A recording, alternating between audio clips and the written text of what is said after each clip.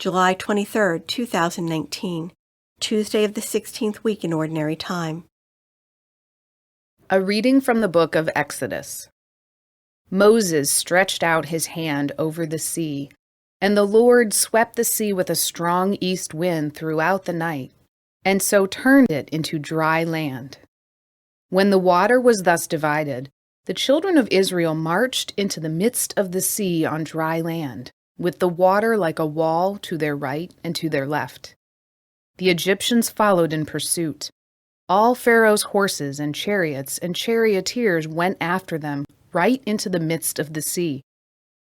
In the night watch just before dawn, the Lord cast through the column of the fiery cloud upon the Egyptian force a glance that threw it into a panic, and he so clogged their chariot wheels that they could hardly drive. With that, the Egyptians sounded the retreat before Israel, because the Lord was fighting for them against the Egyptians.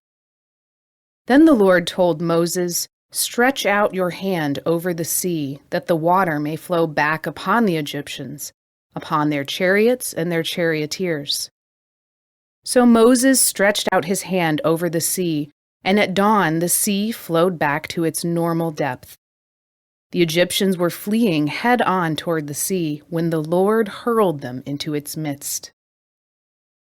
As the water flowed back, it covered the chariots and the charioteers of Pharaoh's whole army that had followed the children of Israel into the sea. Not a single one of them escaped. But the children of Israel had marched on dry land through the midst of the sea, with the water like a wall to their right and to their left. Thus the Lord saved Israel on that day from the power of the Egyptians. When Israel saw the Egyptians lying dead on the seashore and beheld the great power that the Lord had shown against the Egyptians, they feared the Lord and believed in him and in his servant Moses. Then Moses and the children of Israel sang this song to the Lord. "I will sing to the Lord, for he is gloriously triumphant. Horse and chariot he has cast into the sea." The word of the Lord. The responsorial psalm. The response is, "Let us sing to the Lord.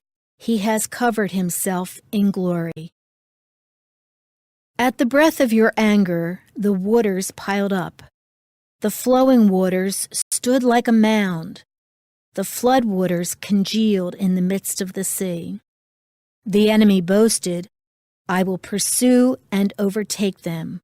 I will divide the spoils and have my fill of them. I will draw my sword, my hand shall despoil them."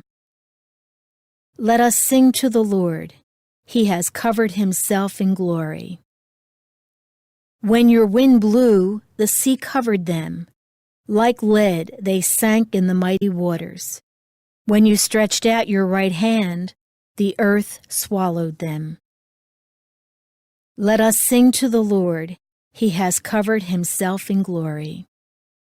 And you brought them in and planted them on the mountain of your inheritance, the place where you made your seat, O Lord, the sanctuary, O Lord, which your hands established.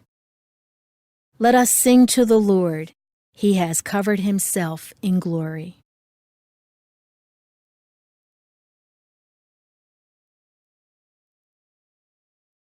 A reading from the Holy Gospel according to Matthew.